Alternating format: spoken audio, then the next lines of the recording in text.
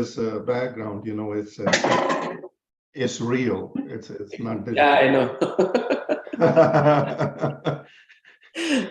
Because, you know, I hate those digital backgrounds. Somehow it just doesn't work for me. I know.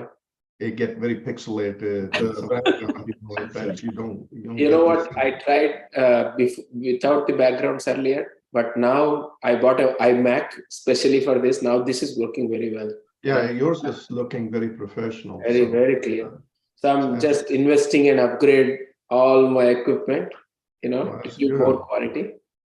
That's good. Yeah. So Arish, ready?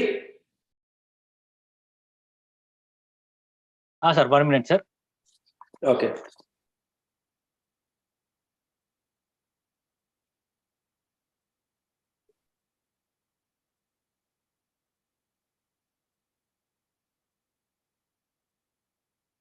Yeah, there's one of my offices. Almost looks like a little studio deck, you know.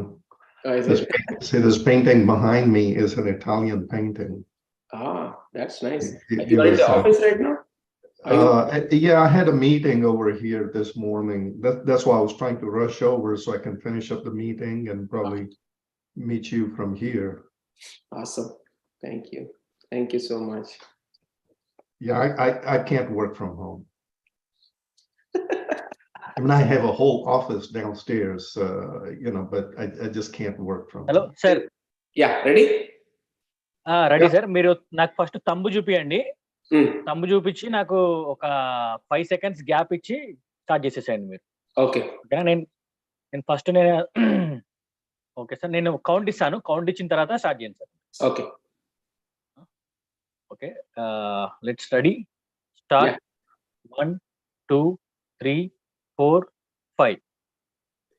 Good morning, good evening. Welcome to Mana TV and TV5. You are watching Insight with Praveen Puram, live from Atlanta. Today we have our esteemed guest, Mr. Dr. Shik, and we will be talking more about Indo-American Chamber of Commerce. Before we get started, you know, Insight with Praveen Puram, we get more on the guests who are well renowned and they have achieved in their life. Most of them are NRIs. And today the topic is Indo-American Chamber of Commerce. What exactly this Indo-American Chamber of Commerce? So probably you will get more insight from the president of what this organization is and what are the functions of it. So I will just give a brief about what is this Indo-American Chamber of Commerce, which is established in 2017. It's a bilateral chamber synergizing between India and US economic engagement. The mission of this is, to promote bilateral trades, investments, technology transfers, facilities, business collaborations, joint ventures, marketing, and strategic alliances. So definitely this is useful for all of the NRI members or the small businesses owners to know about this. Welcome to the show, Dr. Sheikh. Thank you so much for joining us. Before we start, I will introduce yourself and then hand it over to you to give more if I missed anything about yourself, and then we will get into the clarity of what it is. Thank you, brother. Dr. Sheikh is a true doctorpreneur and philanthropist. He was born and raised in India, where he went to medical school at early age of 17. He was awarded Lifetime National Merit Scholarship at the age of 15 by Government of India upon his graduation. He moved to US and completed his residency at the Medical College of Georgia and been practicing internal medicine in Atlanta over 25 years. He has worked for some of the largest corporations in healthcare as an executive medical director. In 1997, he founded the Primary Care Center, a new model of health in the primary care setting with a goal of making healthcare more accessible and affordable to the community. The company currently has several locations in Atlanta area. He has since founded multiple successful corporations and numerous professional organizations. He is currently the president and CEO of Indo-American Chamber of Commerce, Atlanta Film Academy, Atlanta International Film Festival, and the Indo-American Medical Society, the Primary Care Center, Giovanni Medical Spa, CompuPro International, and the Lions Gate Group. He is quite engaged in Indo-American relations and work closely with the external ministry in India as well as with the Consul General of India in Atlanta. Dr. Schick has been very active in the community. He serves on many boards of several nonprofit organizations, including the Johns Creek Symphony Orchestra, the Atlanta Festival Academy, the Johns Creek Chamber of Commerce, and serves as a board of trustees of Gwinnett Technical College. He's active member and president-elect of the Sandy Springs Rotary Club. He is a graduate of Leadership Sandy Springs class of 2017. He has been honored by his peers with 2019 Man of the Year Award. He has served on the board of directors and presidents of the Dorothy C. Benson Multipurpose Senior Complex and the Sandy Springs Educational Force Business Advisory Board, and also directors of the United Nations Atlanta chapter and the Indian American International Chamber of Commerce. He's a member of American Medical Association and the Medical Association of Georgia and the American College of Physicians, the American Laser Society, the American Bariatric Society, the American College of Occupational and Environmental Medicine, the HPV prevention. Dr. Schick enjoys traveling and spending time outdoors with his family. Fantastic, phenomenal career I could see, Dr. Schick. Thank you so much again for bringing this community together and also having this Indo-American Chamber of Commerce. So tell us more, only the journey, what made you think to start this organization, wonderful organization? You're on mute. First of all, thank you for having me, and good morning to all of your viewers, and good evening if they're international viewers somewhere in India. That was a great introduction. Thank you. It's pretty long, though. I need to cut it down a little bit. Well, you know, we all have history behind, you know, great things that we do in life. See, my history actually started, believe it or not, in India. And I'll be brief, you know, otherwise we'll go on for half an hour just talking about that. So when I was young, I was, you know, still in college, trying to go to medical school back in mid-70s. I was in India. Our family had great businesses in India. And we had departmental stores, my father. And, you know, we used to sell pretty much every product like Coca-Cola, Fanta, Cadbury chocolate, Nescafe, you know, all the products of some German companies like Ciba-Geigy and, you know, things like that. In 75, 76, when Prime Minister Indira Gandhi was there, an emergency was declared. And I think the foreign policy for the businesses, international businesses doing business in India, completely changed. And a lot of international companies like Coca-Cola, IBM, all of these companies did not like the foreign policy. It was more restrictive for them to actually own their own subsidiaries in India without creating a joint venture or partnership with another Indian company and giving up a controlling stock in their own subsidiary, which wasn't going to happen. So I think IBM was pretty much the first one to leave India in 1976, and everybody else followed. And long story short, this impacted, believe it or not, our business in India, because I started saying that we were not getting all of these products that we were selling, and it all disappeared. And somehow it stayed with me that why would that happen, that now we can't sell Coca-Cola and Cadbury and Nescafe, all that in India. When I left India in early 1984, I think it was in January, and the first thing I did on the plane, made a list of things that I need to do when I get to America. Okay. My entire flight, I was just giving a lot of thought to what all I want to achieve. You know, medicine was part of it. Of course, I had become a physician. I was coming here. I was the first from the family to come. I had $18 in my pocket, and I didn't know what I was going to do next. But I had big dreams. So one of the big things was take Coca-Cola back to India. Okay, that was on top of my list over and over again. Ultimately, I ended up in Atlanta, I was in New York for a couple of years and then moved to Atlanta back in mid 80s. And when I saw the Coca-Cola headquarters here, I knew what I had to do. Okay, and in connections with a lot of politicians and some great people and great business leaders, and kind of put me in the position to reach out to the finance minister in India, Manmohan Singh back then, and see how we could change the policy and reverse it, where all these international companies from different countries can come back to India.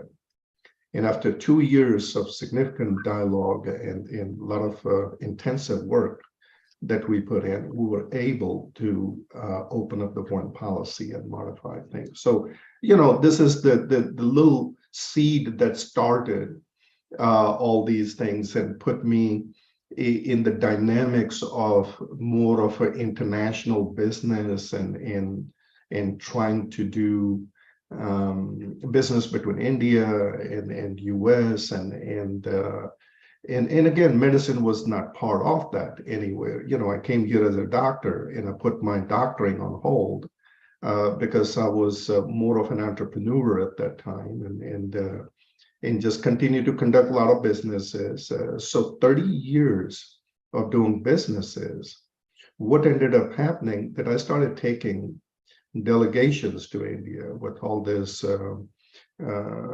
politicians and American business leaders and economic development people and congressmen and senators and mayors and trying to conduct business and develop international relationship between India and US.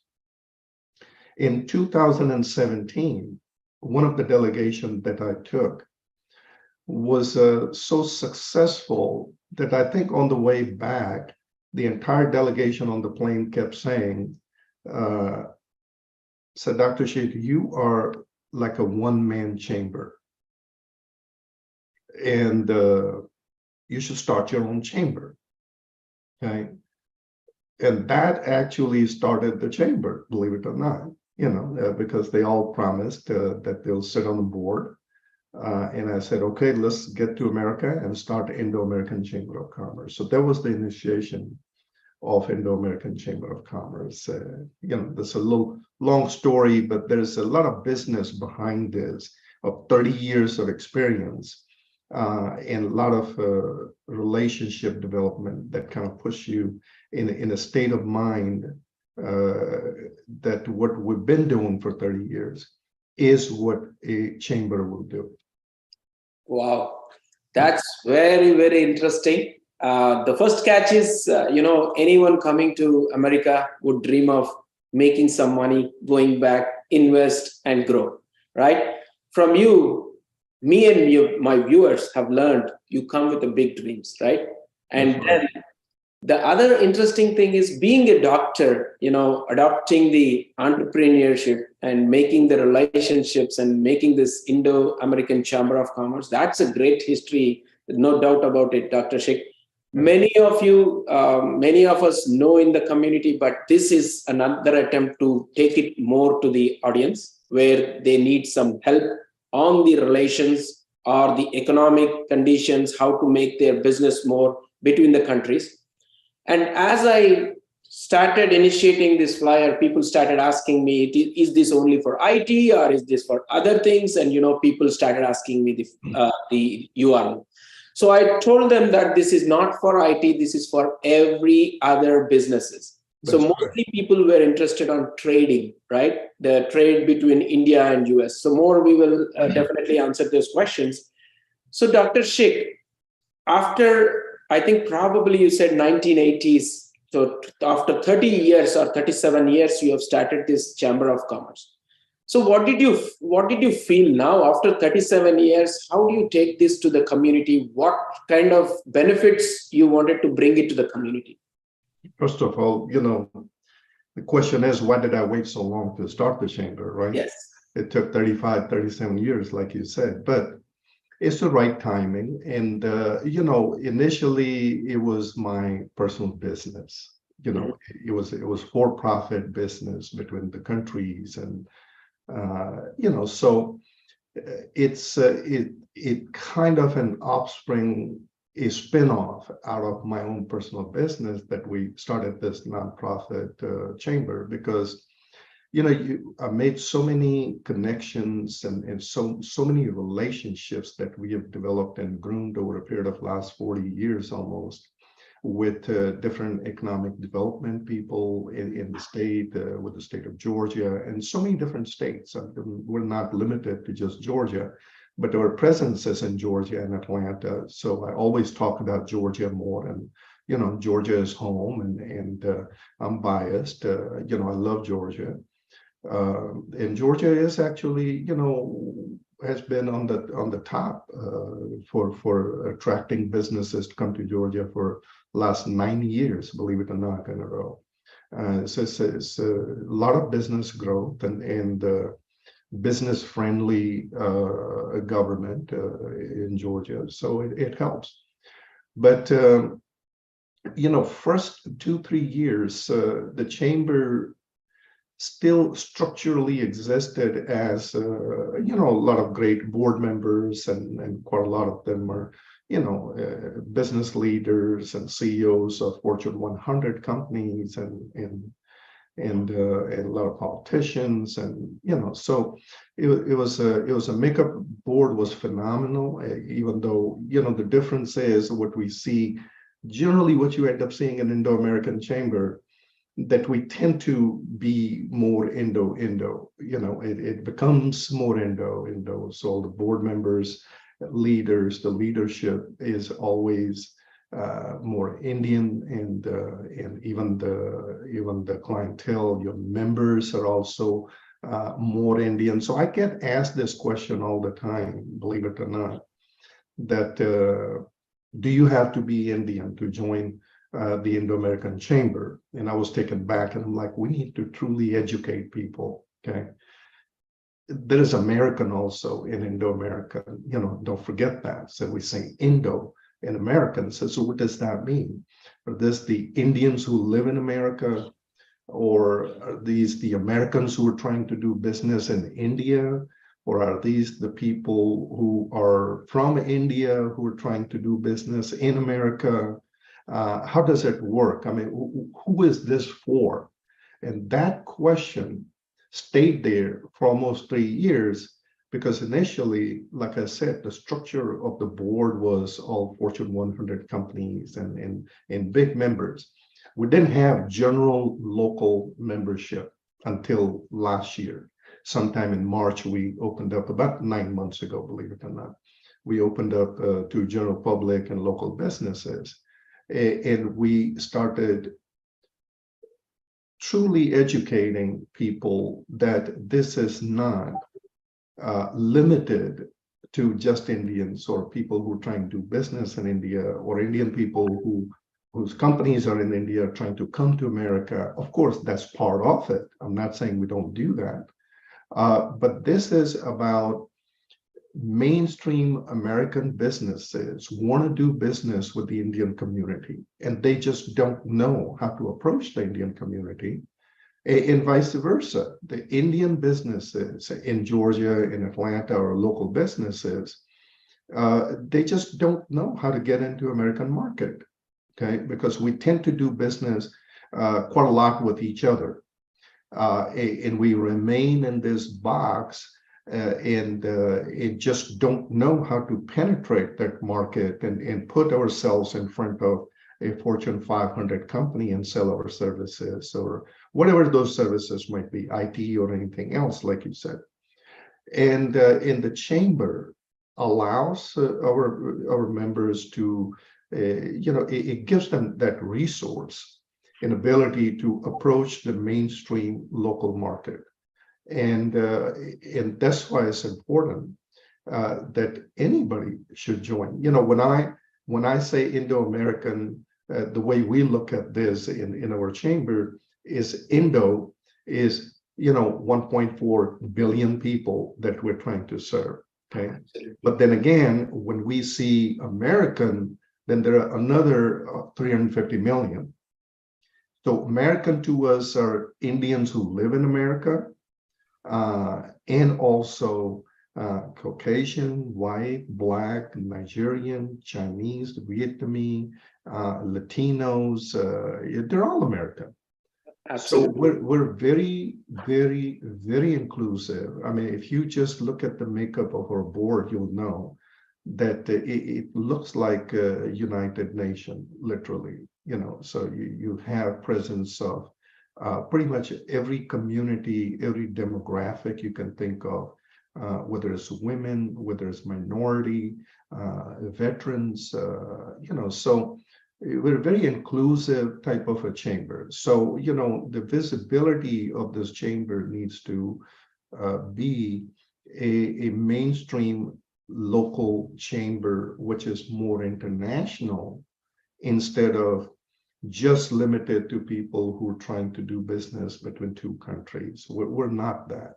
We're way more than that. So any local restaurant want to join, any barber shop want to join, versus Comcast or Coca-Cola, Mercedes, all those huge companies, they have presence in our chamber. So that's what the chamber is all about. I think, Dr. Sheikh, I think you clarified all the questions the audience might have.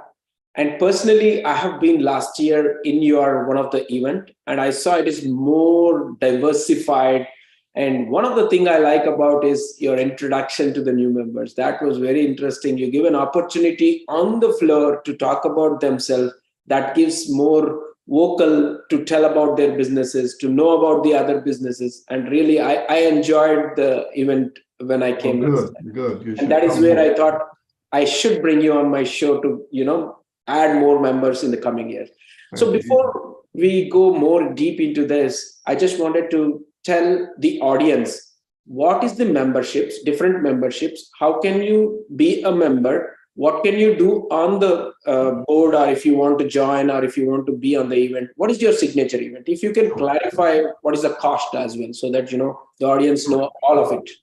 Well, you've been to one of our signature, I think you've been to more than one. Yes. Events, and thank you for that. Probably you should come more frequently, and would love to have you.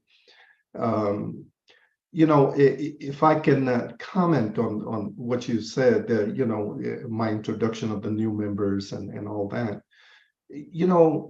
business is mainly is people behind the business. What makes the business, like your show, your TV, your podcast, everything you do is you. Okay, it's you who makes that happen. Okay, it's always there's a person, an individual or a group of individual, a team behind it, and it's very important for us as a chamber to groom that leadership into right direction. That's one of our resources, actually, believe it or not, to create leaders. Because once we have that, their presence and how we hold their hand and give that personal attention, everybody is afraid to speak in public, and we give them that opportunity to introduce themselves and talk about their business to the audience at any time, and be able to sell their services or create relationships and do this great networking. So I always enjoy, bringing in new people and introducing them on the floor and give them an opportunity to connect with the audience and talk about their business. So having said that, our membership, like I said earlier, COVID kind of tanked us for a couple of years. We didn't do much. Every business suffered in the US and in the world, where, so when we started the general membership, we decided that in the earlier phase of the chamber, our members were pretty heavy duty, big corporate people, and it remained there. So, our membership was as big as $15,000, $10,000, $5,000 a year. But when last year in March, when we rolled out to general public, local businesses, small businesses, medium-sized businesses, individual one-man shows, Then we brought down the membership to $350 a year. Okay. And we have a lot of people from the Indian and American community join at that level. We have $500 membership. We have $1,000 membership. We have then have Chairman Circle membership, which starts at 2,000, 3,000, 5, 10, and 15. Now, with each level of membership, of course, you have enormous number of resources that you're getting. The degree of attention and hand-holding and from the leadership of the chamber, it comes in at $1,000, but even at $350 and $500, people are getting equal attention. You've seen that, you've seen that our event. We don't defer. I mean, it's not like somebody who's paying $10,000 and getting a whole lot more attention than somebody who's $350. As a matter of fact, the person who's paying $350, that's all they can afford. They actually need more attention because we want to make sure that they're able to succeed and make their business grow and put them in front of these people who pay $15,000 and say, here, do business together. Talk about your business to this Fortune 100 company. Go sell your services and become big, because our goal is to create leaders and make other people's businesses successful. That's what our success is. See, our success as a chamber comes from seeing our members' businesses be more successful. Okay, that's pretty much the bottom line. Absolutely. Right? I think I saw that within the $350 we can present ourselves. That's a great opportunity for everybody. Yeah, and not once, multiple times. People have come almost every month to an event. We have great food, great environment, great networking people. I mean, people come from all different directions. There are people driving and flying in from distance. We had some people come from Arizona. There are two businessmen drove from Tennessee. There's again a couple of business people in real estate. They drove all the way from North Carolina. It's when you see that, you kind of start asking, we must be doing something right? That if people are willing to drive 3, 4, 5 hours or fly 3, 4 hours to come attend our events, then we're doing something right. Absolutely. So hope we continue to do that and grow the membership, and that's what we're trying to do. About the events this year, we're getting ready to add multiple different types of events. It's not going to be all, just a big dinner and 200 people party. We have great speakers come out every signature event. But also, we're going to have like a small business teaching series where we're going to have 20, 30, 60 people in the audience and have panel discussions. So we're going to have we're going to invite some great business leaders, community leaders to come out and speak and talk about business. And they can talk about how to start a business, to how to do your taxes, to how to save money, how to cut the overhead, how to do digital marketing, how to succeed and grow your business, how to sell your business, create an exit strategy. I mean, a lot of things to learn, so that's one thing. And we're also getting ready to start, we're big on women entrepreneurship. And so we're going to have just women entrepreneurship in women audience where, they'll have a lot of speaking engagements and things like that. Young entrepreneurs, we're grooming, nowadays, younger and younger crowd is becoming billionaires, they all got those unicorns in IT and wearing jeans and t-shirt, running around with a laptop, sitting at Starbucks, and they're starting companies which are making, sell it for $300, $400, $500 million. So, our focus is to bring in young entrepreneurs to the table too. and give them the resources they need to succeed and help the startups and things like that. So absolutely, I think you have covered the length and breadth of the events. Thank you so much, Dr. Sheikh. So one other thing I would like to more deep dive into a little bit on the young entrepreneurship. Do you have any mentorship program in your channel? We do. We have actually a significant number of, some of our resources are where, not just our board members. I mean, they're phenomenal people. If you look at their bios and their resumes and where they come from, I mean, we got one of our board member ran IHG. He was a vice president. He ran a $6 billion portfolio of the hotels and all that, and just retired. Who was one of our board member. I mean, they're people with served 30 and 40 years in the industry, and IT industry and healthcare industry, a lot of different industries, and film industry, and so what happens? These people have so many great ideas themselves. And they are our resource for the members too. And so you talked about mentorship. I mean, they definitely, some of our members actually, especially younger crowd, reach out to these people and continue to gain access to them, and we definitely have even from high school, believe it or not, some of the colleges in town like Gwinnett has sit on the board. They're sending a lot of students and chamber, a lot of chamber members even, and board members are providing the mentorship. So yeah, it's one of the very big project, believe it or not. That's a great thought. So please do let us know, so that our viewers also will be able to know when there is a mentorship program.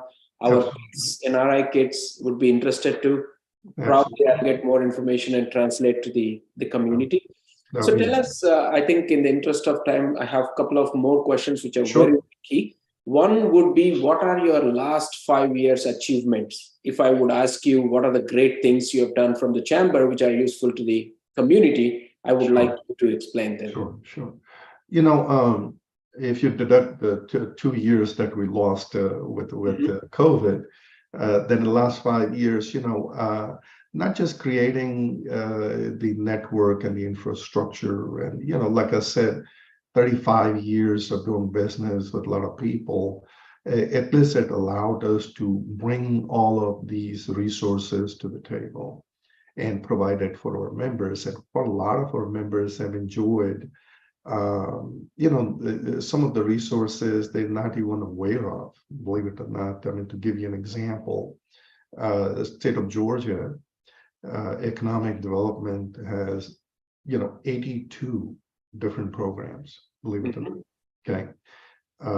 Most people don't know that. Most people don't know that you can tap into so many resources, not just abundance of money for minority and other businesses, but in community development and certain areas of the community where the state actually wants to see people come in. Give you an example. Recently, I got approached by economic development and said, "Do you know anybody who's willing to open up a liquor store? They're willing to give $500,000." Wow. And I'm like, really? What kind of economic development plan is this? Well, there's a community about 250 miles south, somewhere, that there is no liquor store in town. The nearest liquor store is 35 miles away. Community needs a liquor store. There's a state highway kind of runs through close by, a lot of trucks and this and that, and there is a bed and breakfast and with 8 rooms right there, but there's no liquor store. Awesome. Okay? And the local community development people approach me and say, "Dr. Sheikh, do you know anybody who would like to open up?" And not just that, not just that they give you the land for free, maybe $1 lease for 99 years, they give you the money to start, but also, help you get the money from the bank, and they'll vouch for it, and you can borrow money at less cost.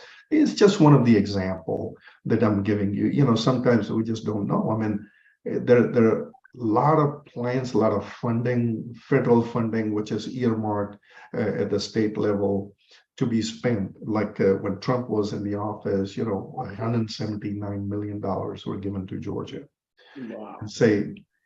And this money needs to be spent for this purpose in community development, and for this purpose, whether it's a minority-driven or stressed community development areas, or certain zones, or certain type of businesses. So what happens, that money just sits there, and community development and economic development people just don't know what to do with it, right? They want to give that with both hands, but they just don't know who to, right? And it just sits there and eats away. Nothing happens. The money goes back to the federal government, and the state loses that for the next year and next year. And so that needs to be spent in the right direction, right? So it is one of the resources, So you said in the last 5 years, what we have achieved, we've brought in a lot of different businesses to Georgia and some other states. That's another thing we've done, that helps the local economy, local community development, helps local taxes, especially in film industry. We brought in a lot of business from outside in EV battery industry, so there's certain industries in manufacturing, and they're coming to Georgia. We facilitate that. We find them turnkey operations close to Savannah, close to the port, close to the highway. They're looking for land or buildings and warehouses, and so we've been a facilitator in those type of ventures also for the state of Georgia. So that's of course part of economic development and part of workforce development. When we help groom a lot of talent. We have Film Academy where we're grooming a lot of talent. A lot of kids, young people, entrepreneurs trying to go in film industry. That's a 18-month program that we're training them. They automatically, at the tail end, land a great job in studios and making movies, whether it's, building a stage, or director, producer, accounting, cameras, rigs, editing, audio, audio visual, engineering. So there are a lot of these things that we do behind the scenes and have done the last 5 years that has helped with the workforce development in the state of Georgia. That's what they call it. So there's been significant achievements, that last 5 years. We've been busy providing all of this to our members.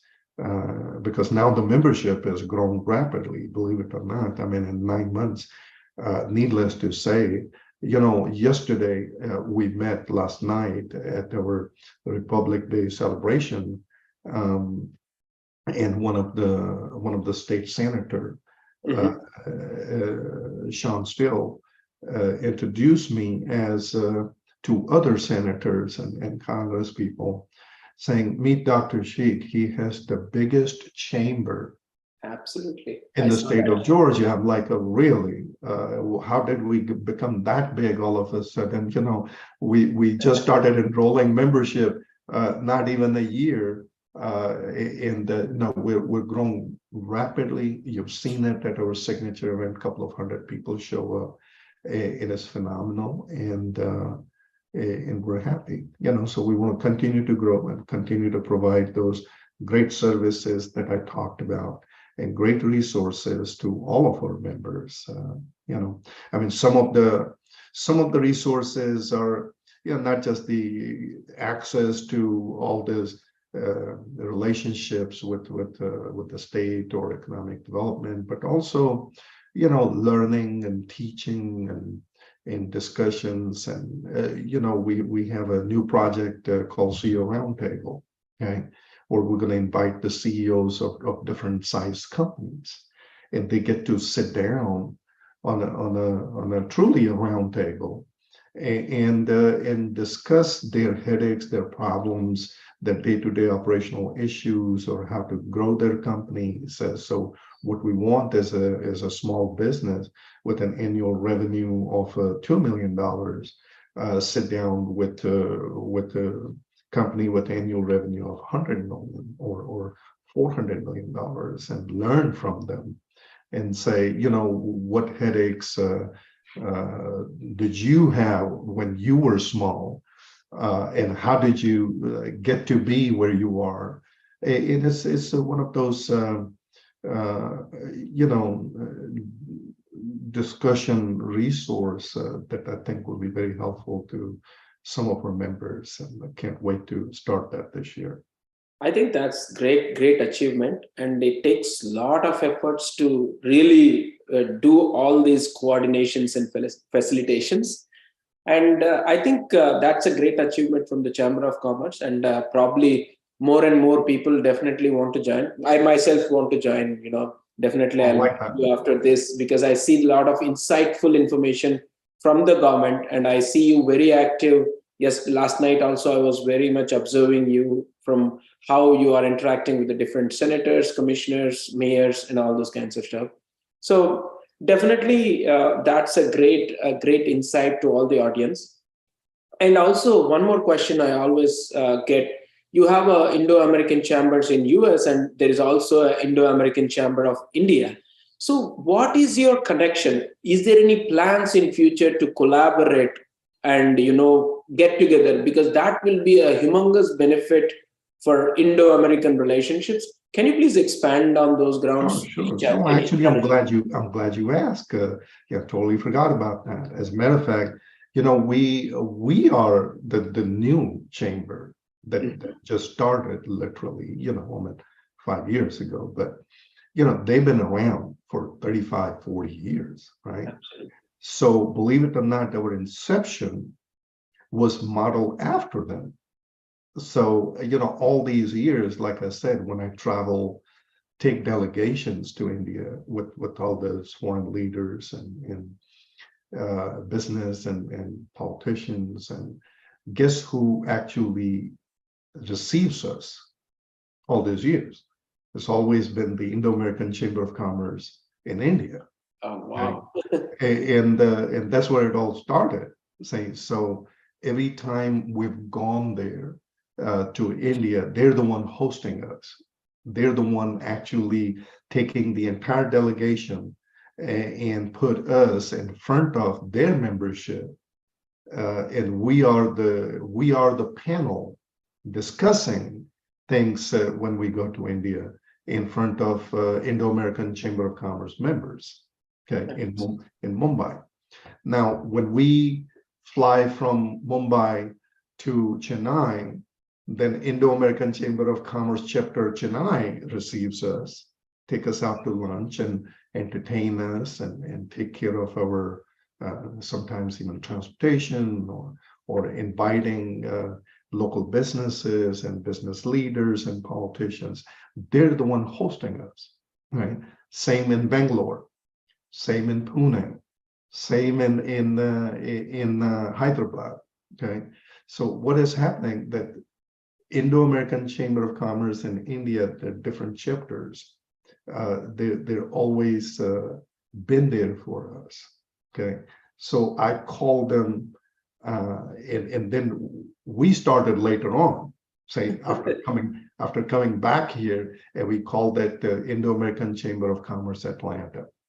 Okay, so so there's no competition. There is no, as a matter of fact. They've been such a great alliance for us all those years, and such a great resource for us all those years. Believe it or not, we've learned a lot from them. They've helped me do a lot of business in India, and they continue to do so. Next delegation we're taking, of course, they're going to be the one hosting. and they're going to be the one facilitating in different cities. So we really enjoyed that sister relationship with all Indo-American Chamber of Commerce chapters, mainly in Mumbai, in India. So. Absolutely. I think at one point, aligning, collaborating will always give more mileage. It's not a competition, but a healthy competition, I would say. Absolutely. So definitely, I think I wish. And tell us, some last question would be on the imports and exports. So one of the aspirant wants to, I'm sure he's watching this show today. Tell us more, any insights on import exports? Do you have any connections? Help them in any way? Sure. Believe it or not, 35 years ago, I had to do a lot of research myself back in the mid-'80s to understand import-export. Because the resources, we didn't have internet back then. We couldn't just type, give me Georgia's this or India's this. But nowadays, information is so handy, so available. But still, every time I go to India, I get asked this in panel discussion in one of those Indo-American Chamber last in Mumbai. There were at least 5 people asked the same question, saying, I would like to sell my product in America, or, how do I do that? How do I export to US, or, so vice versa. I mean, that this question comes up even here too. But there's some, there with the state of Georgia, there are phenomenal resources available to facilitate all that. We provide all these resources to our members, for instance, the director of Port Authority in Savannah, let's say, Stacy, he sits on our board. Wow, that's nice. So, yeah, a great guy. The people with the railroad here, CSX, I mean, they sit on the board. So what happens that all these resources that we have with the state of Georgia, with the Port Authority, the director of international aviation at Hartsfield-Jackson, Rebecca, she is also on our board. So we have, air, water, and railway and road, all covered. So all of your 4 big ones, they all sit on board. So what happens, not just import export resources, how to apply for the license, where's the best way to bring it, which port to bring it, or is it cheaper to do it with air or water, or how to, but also the logistics of how to get your merchandise from point A to point B with the minimal cost, and so logistics is a very big part of that, and it's all covered. I mean, it's as simple as picking up the phone and calling and say, Stacy, we need pine wood in India, 16 containers. How do we make it happen? And we can make it happen, right? When something is coming from there, so it's that bilateral relationship that we have it covered, again, because, I've been doing it for 35 years, right? So it's bringing the same resources I know into the chamber and making it available to all of our members. So it's my 35 years worth of connections and work, and say, here you go. You want to talk to Port Authority Director? Here he is. Say whatever you want to, spend an hour, find out what you want to do, and who can be better than that to tell you what happens at the port, right? Or here's the lady who runs the international airport, the cargo side of things. Okay, she's on board. I said, ask her whatever you want to, right? I think this is a great place talking to you. I'm trying to, squeeze in 35 years of experience in 35, 40 minutes. It is. I know it's hard to do. What I can tell to the audience and viewers is, I saw the board members, they are highly qualified in every area. And I'm sure that being part of this membership will help the businesses to grow faster, and also advisory kind of solutions the people get. So in the interest of time, I think it's a closure. We already extended the time. I think it was not even, I didn't feel that it is like 40 minutes and above. So on a last closing statement, I would like to ask, what is your message to all our Indo-American friends, colleagues, and also the NRIs who are on the H-1B visa here or in any fashion? What is your message to them? I tell them, look, we all work hard. We all want to be successful in this country or in India, anywhere where we have the business. Come join us, attend some of our events, ask questions, enjoy it. It's free to come in and network and meet with the leadership and then decide how we can help you succeed in your business, because it's hard. It's hard to survive in today's economy and different markets, and things are very uncertain. And what's going on since COVID, things have gotten worse. But hopefully we're making that good turn and come back to a healthy economy soon. But doing business in this type of uncharted waters is as hard as it is. So, don't be by yourself. We can be your partner in business and hold your hand and show you the way, give you the resources and the tools to succeed. So, come and find out what we do, and that's my message to them. Thank you so much, Dr. Sheikh. Getting your time 45 minutes is not so easy. Sure. I know how busy you are. Again, thank you so much for spending this time for the community. Right. And I would say thank you to all the viewers, and please watch this video. And if you have any questions about the Indo-American Chamber of Commerce, or if you want to do any business, or you have need any advice, please reach out to me or Dr. Sheikh. He's more than happy to help our community.